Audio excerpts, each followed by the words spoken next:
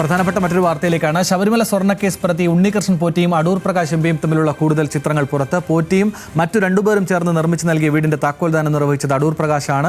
2024 ജനുവരിയിൽ നടന്ന ചടങ്ങിൽ ചിത്രങ്ങൾ അടൂർ പ്രകാശ് എം പി ആണ് സോഷ്യൽ മീഡിയയിൽ പങ്കുവച്ചിരിക്കുന്നത്. അർജുൻ രാജ് വിശദാംശങ്ങളുമായി ചേരുന്നു. അർജുൻ, ഇത് കൂടുതൽ നടന്നുകൊണ്ടിരിക്കുന്ന വിവാദങ്ങളിൽ എരിതീയിൽ എണ്ണ ഒഴിക്കുന്നത് പോലെയാണ് ചിത്രങ്ങൾ വരുന്നത്. എന്തൊക്കെയാണ് ഇതിന്റെ വിശദാംശങ്ങൾ?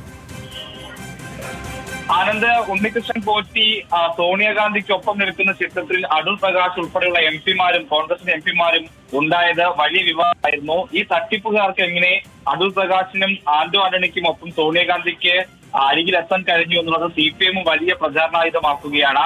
ഈ ഘട്ടത്തിൽ കൂടിയാണ് അടൂർ പ്രകാശും ഉണ്ണികൃഷ്ണൻ പോറ്റിയും തമ്മിലുള്ള കൂടുതൽ ചിത്രങ്ങൾ പുറത്തു വരുന്നതെന്നാണ് ശ്രദ്ധേയം. 2019 അടൂർ പ്രകാശ് ഉണ്ണികൃഷ്ണൻ പോറ്റിക്കൊപ്പം സോണിയാഗാന്ധിയെ കണ്ടത്. അതിനുശേഷം ഈ ചിത്രങ്ങൾ 2024 ജനുവരിയിലേതാണ്. അതായത് വർഷങ്ങളായിട്ടുള്ള ഒരു ബന്ധം അടൂർ പ്രകാശും ഉണ്ണികൃഷ്ണൻ പോറ്റിയും തമ്മിൽ ഉണ്ട് എന്ന് തെളിയിക്കുന്നതാണ് ഈ ദൃശ്യങ്ങൾ. 2024 ജനുവരിയിൽ അടൂർ പ്രകാശ് തന്നെയാണ് ചിത്രങ്ങൾ സോഷ്യൽ മീഡിയയിൽ പങ്കുവച്ചിട്ടുള്ളത്.